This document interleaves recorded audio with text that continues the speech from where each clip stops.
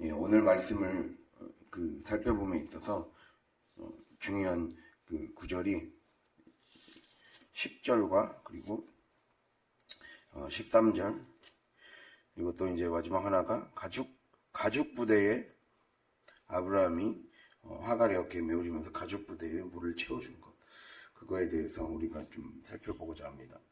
먼저 10절을 보면요, 이제 어제 이제 9절까지 나가면서 사라가 영적인 그 위협이 더 커지기 전에 미리 느끼고 즉각 차단막을 설치할 수 있는 그런 눈이 있었음을 우리가 볼 수 있었습니다. 그래서 이 사라가 본즉, 이 구절의 본즉, 이 말은 그냥 육적인 눈이 아니라 그냥 평범한 사건 속에서 평범한 그 가치, 그러니까 당시 지금 이 이야기에 나오는 이스마엘이 나이가 17살 그 정도 됐습니다. 그리고 이제 젖을 뗐던 나이였기 때문에 그 이삭의 경우 3살 정도 되죠. 그런 아이와 함께 놀아주는 그 모습 속에서 바로 사라는 이스마엘이 나중에 크면, 즉 아브라함과 사라가 나이가 많이 늙어 있잖아요. 그러니까 언제 죽을 줄 모르는데 이렇게 이 상태에 그대로 두면 나중에 아이를 상속하는데 굉장히 위험해질 수 있겠구나라는 것을 영적으로 민감하게 캐치를 했다는 겁니다. 그래서 결국에는 위협이 커지기 전에 미리 차단해내면서 그렇게 말을 하죠. 이 여종과 그 아들을 내쫓으라. 이 종의 아들은 내 아들 이삭과 함께 기업을 얻지 못하리라. 이렇게 말합니다. 우리는 이거를 그냥 일반적인 사람의 시각에서 보면 사라가 처음 발단의 시작은 사라의 잘못이 아닌가라고 생각할 수 있는데, 항상 성경은 그렇게 볼 것이 아니라 이 말씀을 어떻게 바라봐야 될 것인가, 내가 어떠한 시야에서 바라보고 그리고 다루어 갈 것인가, 이 관점에서 우리가 말씀을 봐야 나에게 영의 말씀이 나에게 다가오게 됩니다.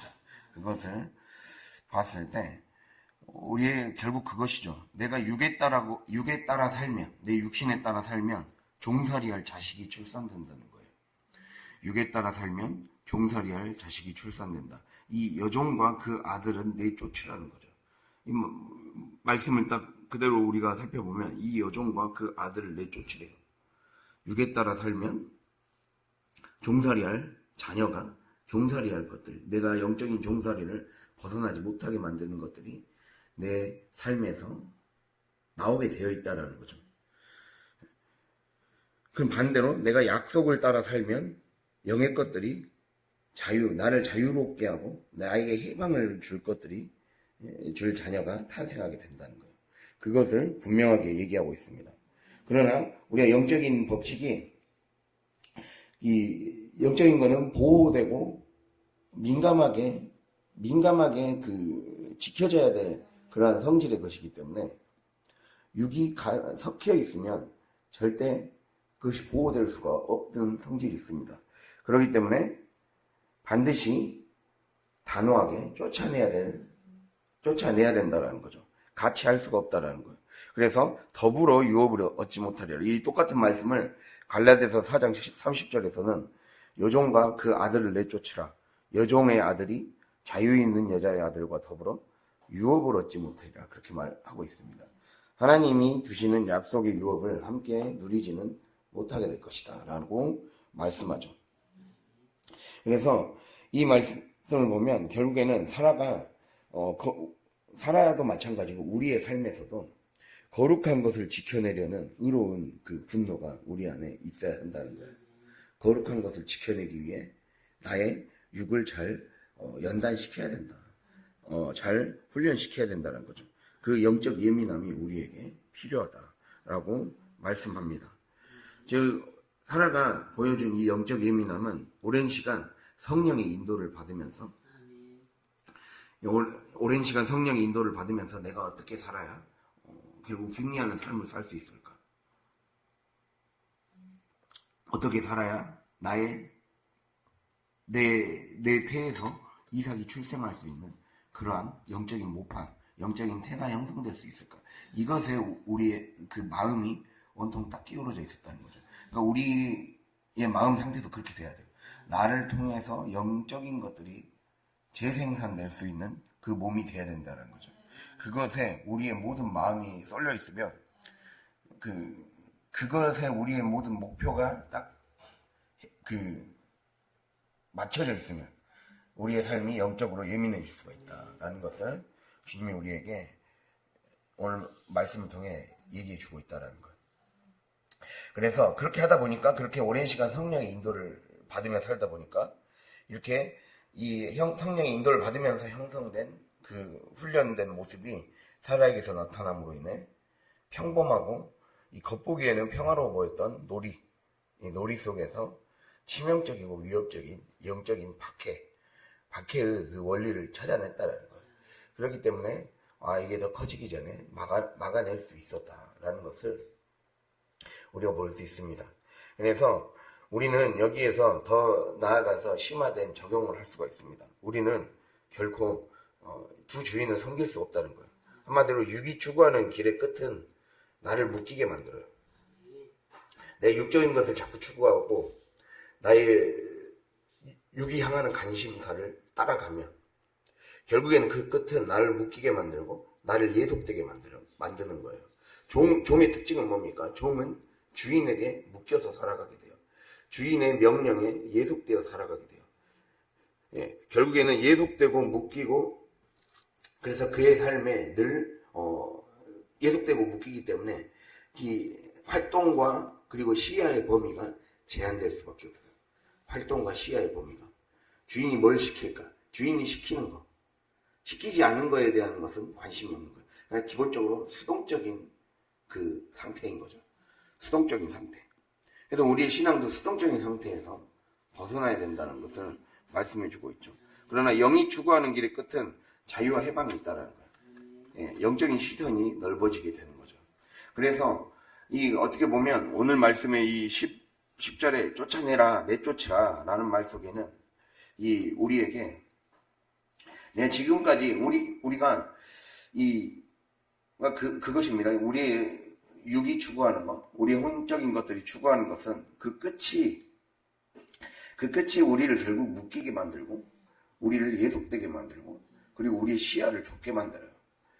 근데 우리가 그걸 막상 그 안에 있으면 그거를 제대로 알지 못하게 된다는 거예요. 내가 육적인 사람으로 완전히 매몰되어 살아가면 내 시야가 좁아져 있는지도 모르게 돼요. 왜냐하면 우리가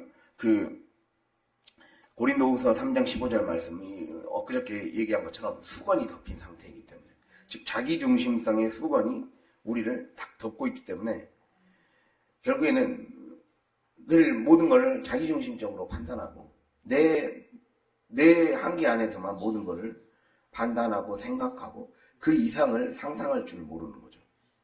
그냥 약속의 세계가 열리지를 못합니다.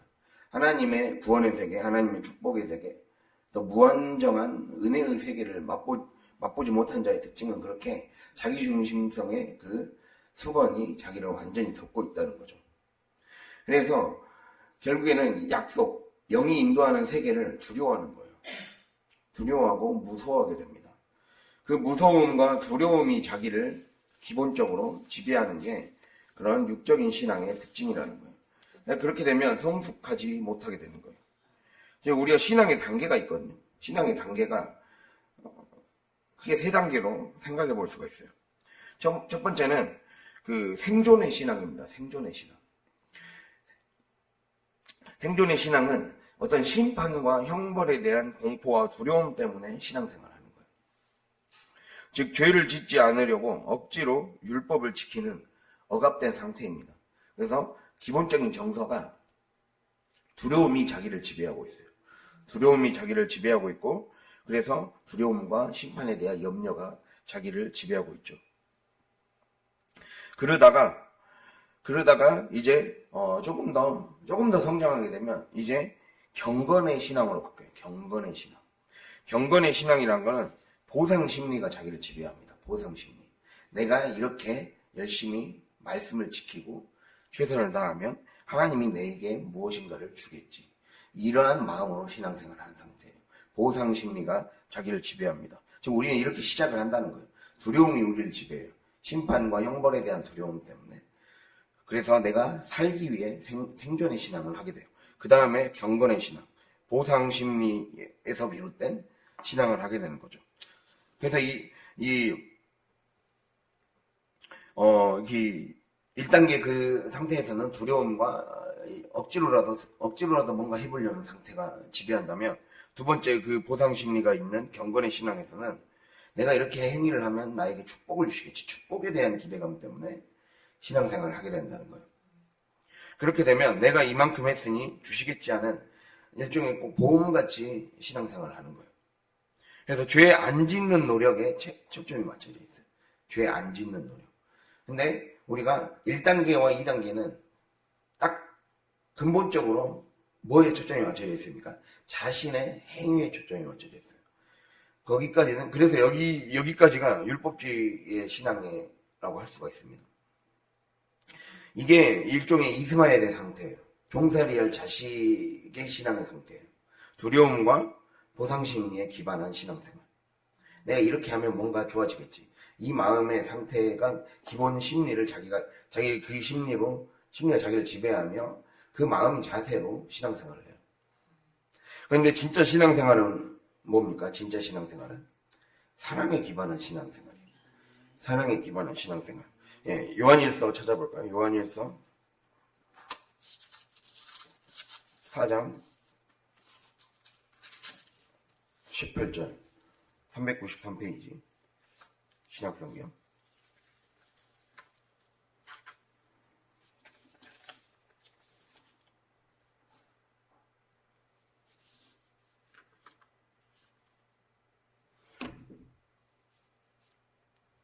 네, 함께 읽겠습니다. 사랑 안에 두려움이 없고 온전한 사랑이 두려움을 내쫓나니 두려움에는 형벌이 있음이라. 두려워하는 자는 사랑 안에서 온전히 이루지 못하였느니라. 아멘. 우리가 이 육적인 신앙에서 영적인 신앙으로 또 이스마엘 같이 종살이할 자녀를 낳게 되는 나의 그러한 신앙 상태에서 이삭을 낳는, 열매를 산출하는, 성령의 열매를 낳는 신앙이 되려면 내가 반드시 우리의 삶에 사랑이 부어져야 돼요. 그래서 그 로마서 5장의 메커니즘이 중요하거든요. 우리가 믿음의 길을 간다는 것은 내가 이제 내 안에 믿음의 길을 걷다 보면 내 안에 우리에게 펼쳐진 환경, 우리에게 펼쳐진 고난, 우리에게 펼쳐진 사건, 이러한 것이 나를 성장시키고 나를 영적인 사람으로 형성시키는 말씀이란 말이에요. 그 말씀이기 때문에 그 말씀이 나에게 환란의 형태로 다가와서 나를 연단시키게 돼요. 그래서 그리고 이 연단을 통해 인내가 형성되죠. 여기서 연단과 연단이라는 것은 훈련된 성품을 말합니다. 훈련된 성품. 내가 하나님의 말씀을 통해 훈련된 성품이 연단이에요. 그 훈련된 성품을 통해 내 안에 길러지는 게 바로 인내. 오래 참음의 열매를 맺을 수 있는 인내의 모판이 형성되게 된다는 거예요. 그것이 우리가 성령의 열매를 맺으려면 그렇게 삶에서 나에게 주어진 환란이라는 그 겉껍질을 두른 사건, 말씀의 양식을 잘 흡수시켜서 소화시켜서 먹어야죠. 먹으면 그 먹는 과정을 통해 우리의 안에 훈련된 성품이 연단이 형성되는 거예요. 그 연단이 우리로 하여금 자연스럽게 인내를 낳게 되고, 그 인내가 우리로 하여금 이제 천국의 것을 소망하게 돼요. 이제 다른 세계를 소망하게 돼요. 이게 천국의 삶을 맛보는 것이구나. 그래서 내가 순종을 하고 내가 환란의 겉껍질을 두른 그 말씀을 먹어야 돼요. 그렇게 먹어야 우리의 삶에 소망이 생기고, 그 소망, 내 안에 그 믿음과 소망으로 충만해질 때, 그때 우리에게 부어지는 게 하나님의 완전한 사랑이라는 겁니다. 그래서 우리가 이 3단계를 다시 한번 정리하자면 생존의 신앙, 두려움이 지배하는 생존의 신앙에서, 그리고 경건의 신앙, 보상 심리가 지배하는 경건의 신앙이에요. 근데 이 두 개는 첫 번째는 그 심판에 대한 두려움 때문에 내가 지옥 갈까봐 두려워서 믿는 거. 그리고 두 번째는 내가 이렇게 하면 축복받을 것을 기대하면서 믿는 거. 그러나 축복만 기대하면서 믿는 것은 반쪽짜리라는 거예요. 이건 이 상태에서까지는 약속을 유업으로 받을 수가 없다는 거예요. 그게 오늘의 이 자연스럽게 뒤에 이어지는 포인트예요. 오늘 말씀이 보면은 21장 13절에 그게 나오거든요. 그러나 여종의 아들도 내 신이 내가 그로 한 민족을 이루게 하리라 하신지라. 이렇게 말씀한단 말이에요. 이 말씀은 표면적으로는 그걸 얘기하고 있어요. 우리가 여기 12장에 아브라함에게 했던 약속. 아브라함이 너로 말미암아 땅의 모든 민족이 복을 받을 것이다 라는 것을 지금 말하고 있거든요. 근데 우리가 이게 축복이라는 것은 내가 내 육적인 신앙의 것들이 쫓겨날 때, 육적인 것들이 쫓겨날 때 주어지는 생존의 도구예요. 하나님이 나에게 주신 도구가 되는 거예요. 그래서 아브라함이 결국 이제 사라가 내쫓으세요 라고 하니까 내쫓으면서 가죽부대에 물을 채워주면서 한단 말이에요. 가죽부대에 물을 채워줬다는 것은 물은 영적인 그런 상징이 있는 거예요. 매일매일 우리를 채워주고 우리를 영생으로 인도해주는 그 물이에요. 근데 그 물을 어디에서 하고 있어요? 가죽부대에 길어다 하고 있어요. 가죽부대에 길어다 쓰는 물은 언젠가는 다 닳아지게 되고 없어지게 되고 사라지게 돼요. 근데 우리가 결국에는 우리를 살리는 물은 샘물이죠, 샘물. 마르지 않는 샘물에서 나오는 물이 우리를 살리게 돼요. 우리가 요한복음 4장 보면 사마리아 여인과 예수님이 대화하는 장면이 나옵니다. 거기서 보면 이 말씀을 한번 찾아보겠습니다. 요한복음 4장에 보면 이해가 가거든요.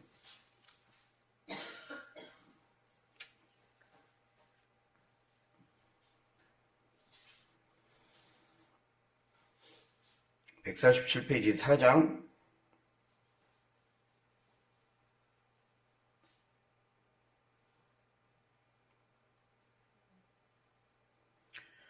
4장 11절에서 15절 읽겠습니다. 여자가 이르되 주여 물 기를 그릇도 없고 이 우물은 깊은데 어디서 당신이 그 생수를 얻겠사옵나이까. 우리 조상 야곱이 이 우물을 우리에게 주셨고 또 여기서 자기와 자기 아들들과 짐승이 다 마셨는데 당신이 야곱보다 더 크니이까.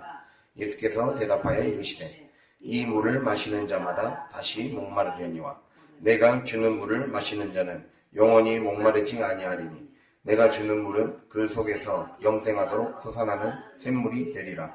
여자가 이르되 주여 그런 물을 내게 주사 목마르지도 않고 또 여기 물 기르러 오지도 않게 하옵소서.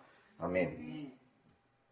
자, 일종의 지금 하갈에게 아브라함이 지어줬던 하갈의 어깨에 지어줬던 가죽부대는 결국 제한된 용량, 끝없는 갈증을 낳는 물, 그거밖에 되지 못합니다. 그래서 여기서 보면 오늘 물길 그릇, 즉 뭔가 길러오는 물은 우리의 삶에 한계를 낳게 된다는 거예요. 그게 축복이에요. 그게 축복. 되게 그러니까 우리는 막 축복을 구한단 말이에요. 우리는 물질의 축복을 구하고 우리는 어떤 내 삶에 부족한 것들을 채워달라고 육적인, 물질적인, 관계적인 부족한 것들을 채워달라고 해요. 근데 그것은 가죽부대에 물 채워달라는 것과 똑같다는 거예요. 그게 이스마엘적인 신앙이 할 수 있는 최대치라는 거예요. 최대치. 근데 하나님이 주고 싶은 거는 여러분에게 축복을 주고 싶은 게 아니에요. 축복을 주고 싶은 게 아니라 축복의 통로가 되고 싶은 거예요. 이게 전혀 다른 거예요. 그러니까 한마디로 믿지 않는 자들에게도 축복을 줄 수 있는 거예요. 이게 너로 말미암아 모든 민족이 복을 받을 것이라고 했어요. 그럼 모든 민족 안에는 뭐가 들어있어요? 안 믿는 사람도 들어있는 거예요. 그러니까 우리의 초점은 내가 이삭이 되는 거예요. 내가 축복의 통로가 되는 거예요. 그러니까 축복의 통로가 되려면 우리는 가죽 부대를 구하는 삶에서 내 안에 마르지 않는 샘물이 내 안에 솟아날 수 있도록 그 우물을 구해야 된다. 그게 우리에게 추구해야 될, 즉 영적 유산을 물려줄 수 있는 자가 되어야 된다는 거죠. 나만 내 가족만 배불리 먹고 사는 그 정도의 삶을 하나님은 원하지 않는다는 거예요. 그게 진짜 약속의 자녀라는 거예요. 그게 영적인 삶의 최종 목적지라는 거예요. 근데 그게 되려면 두려움과 보상 심리에 기반한 신앙에서 넘어서야 된다는 거예요. 하나님의 사랑을 깊이 경험해야 된다. 하나님의 사랑을 깊이 경험해서 하나님 때문에 신앙생활하는 거예요. 그러니까 내가 뭔가 잘 되고 싶어서 신앙생활하는 게 아니라 하나님 때문에 신앙생활하고 하나님을 위해서 신앙생활하는 거예요. 하나님을 위해서 신앙생활하고 하나님 때문에 신앙생활하면 어떠한 것이든지 수용할 수 있게 되고, 내가 죄를 짓고 안 짓고에 내 마음에 초점이 가 있는 게 아니라 내가 이렇게 하면 하나님과의 사랑에서 멀어지겠다. 이게 자기의 마음의 초점에 딱 맞춰져 있는 거예요. 차원이 다른 삶을 살게 된다는 겁니다. 그래서 그러한 삶은 결국에는 하나님과의 그 깊은 관계성 안에 이루어지는 신앙이 되기 때문에 자유하게 된다는 거예요. 그게 바로 그러한 상태에서만이 이삭이 출생됐다는 거예요. 내가 성령의 열매를 낳고 결국엔 축복의 통로가 되려면 반드시 하나님의 사랑을 깊이 체험해야 됩니다. 인격적인 하나님의 사랑을 깊이 체험해서 더 나아가서 우리의 삶에 이 표면적인 현상과 율법, 문자에만 매달리는 신앙인 가죽부대에서 벗어나야 된다는 거예요. 그렇게 되면 금방 바닥이 나는 거예요. 늘 환경이 좋아지기를만을 구하는 삶의 신앙은 한계가 있는 거예요.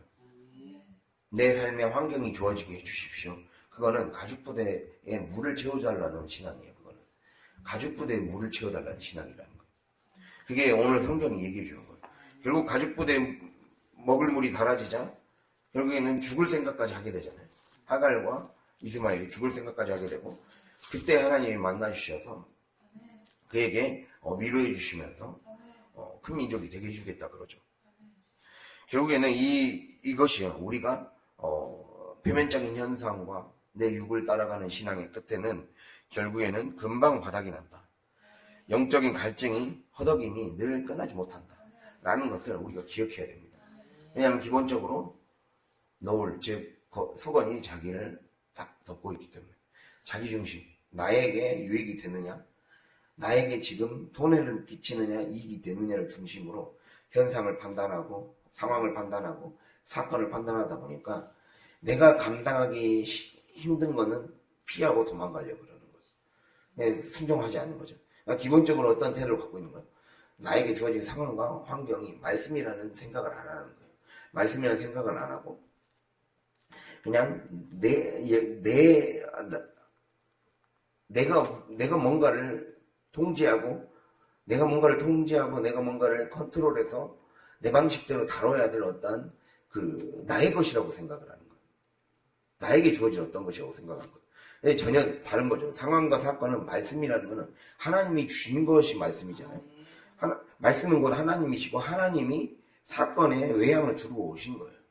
하나님이 인간의 모습을 하고 오신 게 예수 그리스도잖아요. 그런 것처럼 하나님이 사건에 외양을 두고 오신 거예요. 그럼 우리가 그거를 경건한 마음으로 받아 먹어야 돼요. 경건한 마음으로 나에게 주어진 상황과 사건과 나에게 주어진 환경을 받아 먹으려는 자세가 있어야 돼요. 그래야 하나님의 기적이 그 사람에게 임한다라는 거예요. 자세부터가 다른 거예요. 영적인 사람은 자세부터가 다르다라는 거예요. 우리가 이거를 기억해야 돼요.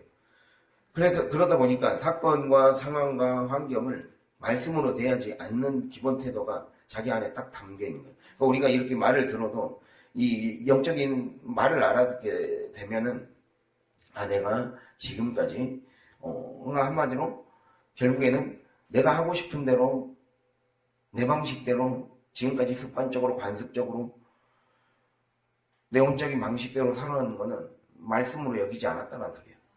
말씀으로 여기지 않고 가벼이 여기고 가벼이 여기거나 말씀으로 여기지 않거나 그렇게 해서 결국에는 항상 내 방식대로 그냥 사는 것에 그 방식을 벗을 생각을 안 했던 거죠.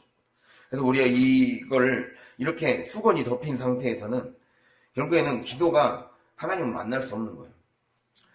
아무리 기도를 해도 철저한 자기중심성, 육적 본성이 자기 앞을 가로막고 있기 때문에 신앙생활 가운데 하나님과의 깊은 사귐이 안 일어나는 거예요. 사귐의 대화가 일어나지 않고 의미 없는 소리만 내뱉게 되는 거예요.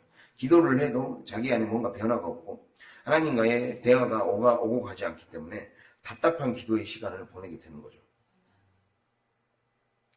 이 기본적인 대화가 안 된 이유가 뭐겠습니까? 내가 삶에 나에게 주어진 그 시공간, 사건, 상황이 곧 말씀이었다는 것을 깨닫지 못한 데서 일어나는 거예요.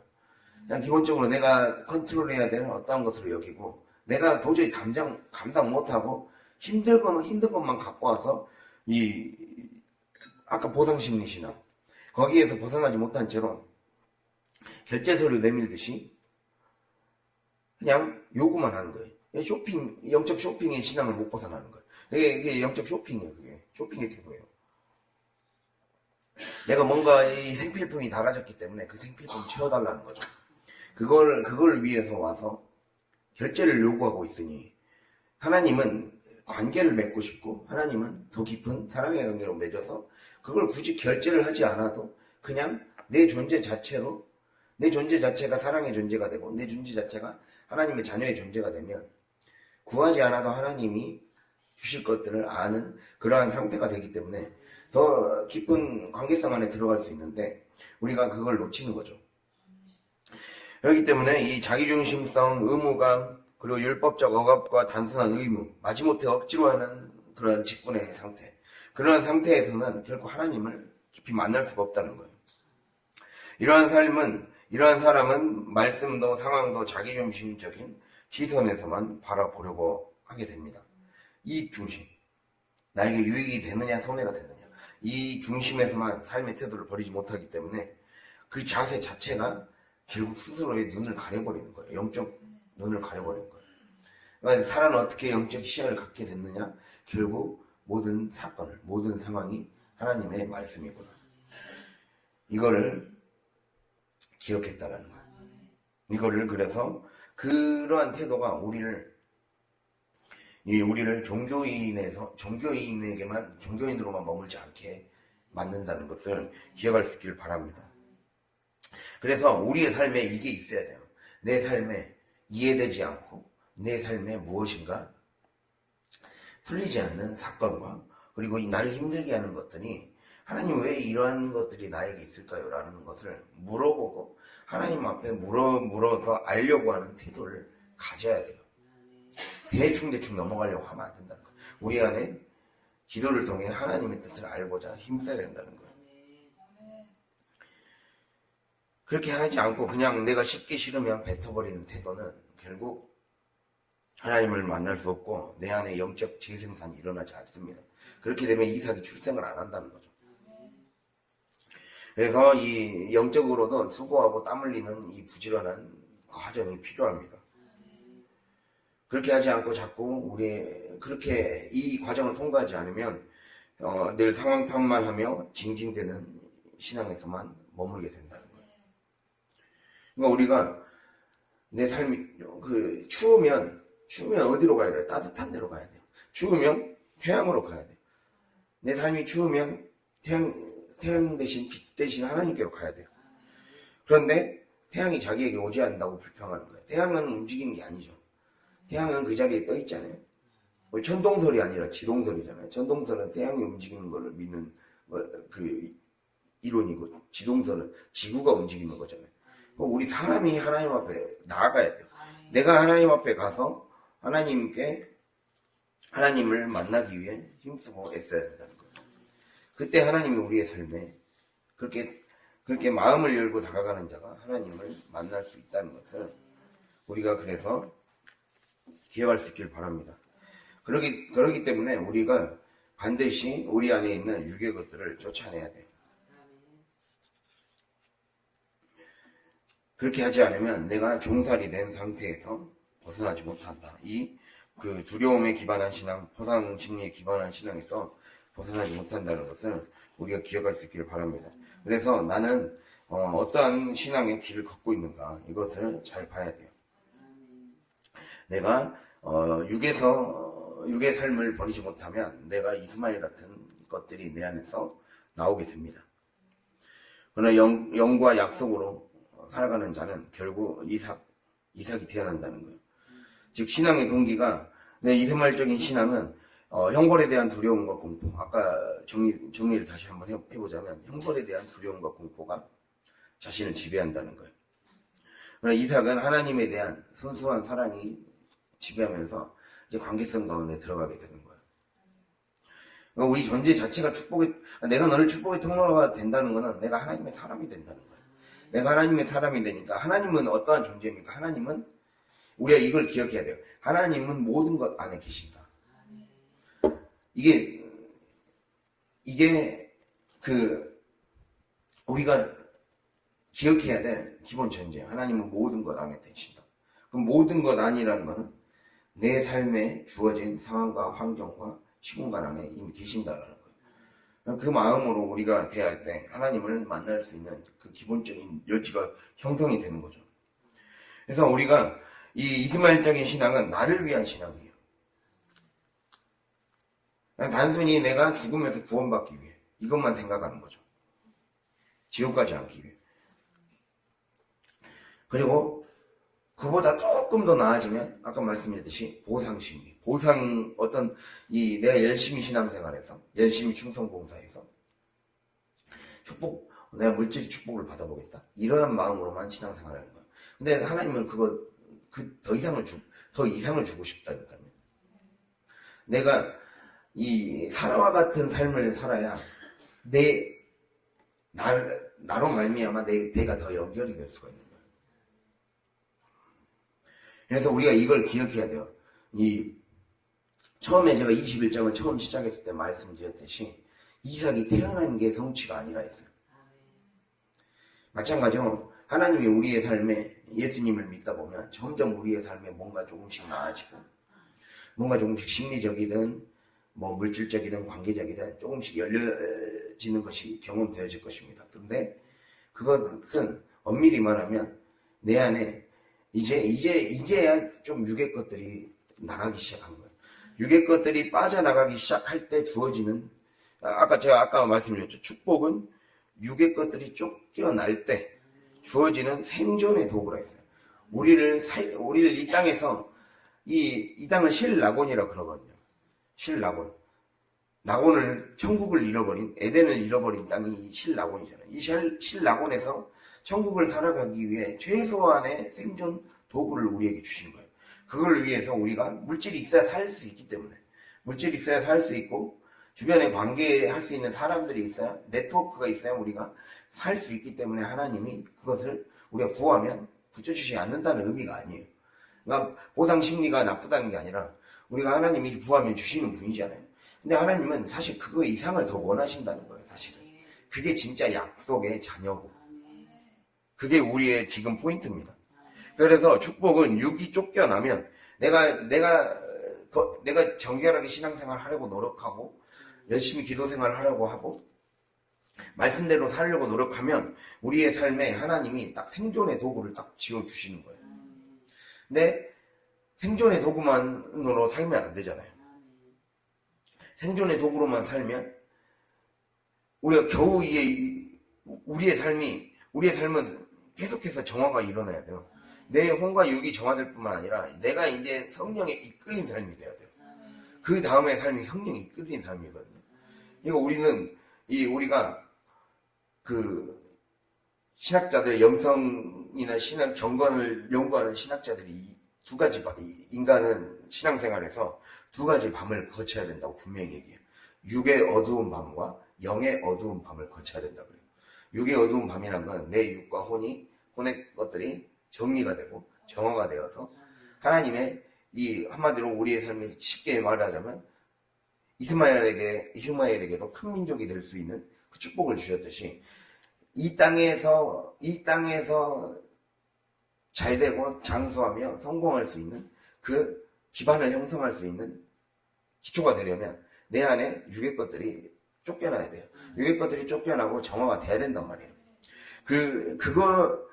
그것이 곧 육의 어두운 밤을 통과하는 거예요. 근데 육의 어두운 밤을 통과하는 것은 우리가 엄밀히 생각하면 이거는 일종의 구약만 믿는 신앙이에요. 구약만 믿는 신앙, 일종의 유대교나 뭐 일반 종교에서도 조금 그런 요소들이 있죠. 일반 종교들에서도 자기를 잘 수양하고 닦으면 행복하게 살 수 있다 이런 말을 하잖아요. 그런 것들이 일종의 세상 종교들은 다 구약적인 신앙을 다 갖고 있어요. 잘하고 열심히 살면 복되고 이 땅에서 잘 살 수 있다. 그 말을 하죠. 열심히 살면. 근데 그것이 다가 아니라는 거죠. 그게 다가 아니라 바로 영의 어두운 밤을 거쳐야 돼요. 내가 이제 영적인 사람으로 바뀌는 거예요. 영적인 사람. 즉 나를 갈고 닦는 사람에서 영적인 사람. 이 두 단계를 거쳐요. 이게 기독교의 다른 점이에요. 영의 어두운 밤을 거치는 게. 성령이 나를 이끌어 가시는 전혀 다른 생활 방식. 전혀 다른 생활 방식을 하나님이 원하시는 거예요. 그러면 그 존재 자체가 이제 축복이 되는 거예요. 존재 자체가 축복이 돼서 나로 말미암아 나라는 이 연약하고 볼품없었던 존재가 나로 인해 많은 사람들이 살아나게 되는 거죠. 그게 바로 하나님이 원하시는 그 약속의 자녀, 약속의 하나님의 사람의 삶이라는 거예요. 그래서 우리는 이 두 밤을 반드시 겪어내야 돼요. 그러려면 우리 안에 있는 두려움을 이겨내야 되고, 그리고 단순히 보상심리에 기반한 신앙생활을 넘어서는 신앙이 있어야 돼요.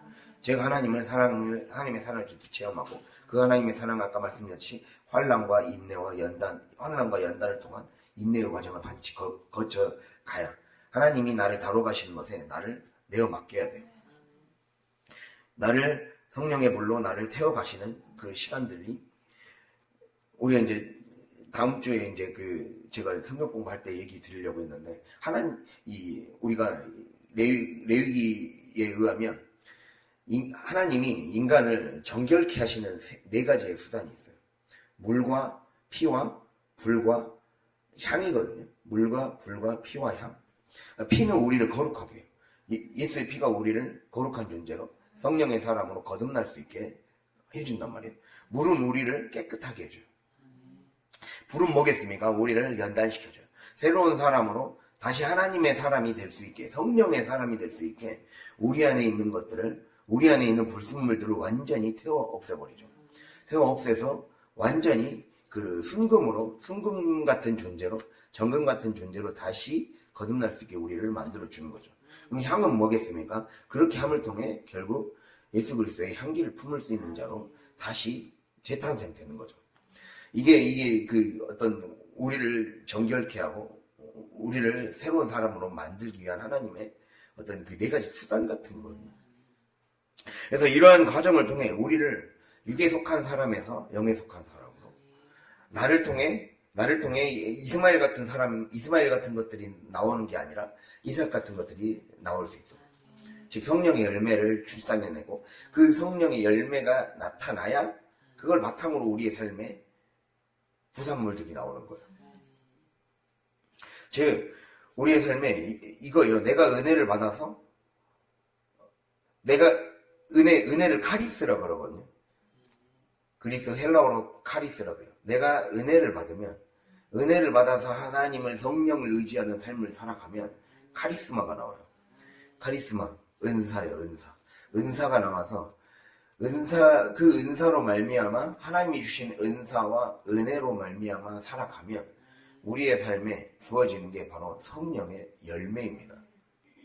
그 성령의 열매가 우리를 결국 이 성령의 열매가 기본적으로 맺혀져야 그걸 바탕으로 우리의 삶에 이제 내가 축복의 통로가 될 수 있는 기반이 닦여지는 거예요. 근데 이것은 바로 육의 어두운 밤과 영의 어두운 밤을 통과하는 거죠. 나의 것들이 내가 살아왔던 삶의 방식이 다 밤이 된다는 의미예요. 내가 살아왔던 삶의 방식이 다 밤이 되는 거예요. 그것을 될 때 우리가 우리 안에 뭐가 되느냐? 영원한 샘물을 소유할 수 있는 자가 된다는 거예요. 나를 믿는 자는 그 안에서 영원히 솟아나는 샘물이 된다 했잖아요. 즉 우리가 늘 늘 부족함 가운데 물질의 부족, 관계의 부족, 어떤 것들이 없어서 늘 가죽부대에 싣고 다닐 물만 찾아다니며 살아가던 삶에서 내 존재 자체에서 영원히 마르지 않는 틀면 수도꼭지 틀면 나오듯이 그냥 콸콸 쏟아져 나오는 그러한 상태. 그 영적인 부족함이 없는 상태. 그러한 삶으로 하나님 우리를 만들고 싶다는 거예요. 존재 자체를. 그것을 우리가 기억해야 됩니다. 영원히 마르지 않는 영적 유산을 물려줄 수 있는 그러한 사람으로 여러분을 부르셨다는 거예요. 그러한 사람으로 만들어 가고자 하는. 그래서 우리가 이걸 기억하면서 이러한 사람이 그래서 결국 이 창세기 21장은 육에 속한 자와 영에 속한 자의 그 결말이 어떻게 되느냐를 분명하게 딱 보여주고 있는 거예요. 그리고 그에게서는 어떠한 열매가 나올 것이며 그 열매를 맺지 못하게 교묘하게 우리의 삶에서 보이지 않는 박해가 일어나고 있다. 보이지 않는 박해. 영적인 삶 못 살게 하려고. 성령에 의지하는 삶 못 살게 하려고.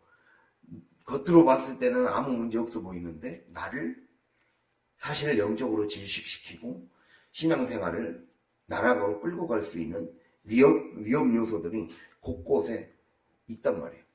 그것을 잘 분별해서 그것들을 그 환경과 내 안팎의 환경과 마음 상태, 습관, 관습 이런 것들을 다 벗겨내라는 거죠. 그럴 때 주님이 이제 우리 안에 영원한 샘물을 소유할 수 있는 자로 나를 만들어 가실 수 있다는 거예요. 예, 그렇게 우리를 기억하면서 오늘 말씀이 잘 적용이 되어서 하나님이 쓰시는 영적인 사람, 성령의 사람이 될 수 있기를 바랍니다. 그렇게 됨으로써 하나님께 영광 돌려드리는 그러한 저와 여러분이 될 수 있기를 간절히 바랍니다. 예, 기도하겠습니다.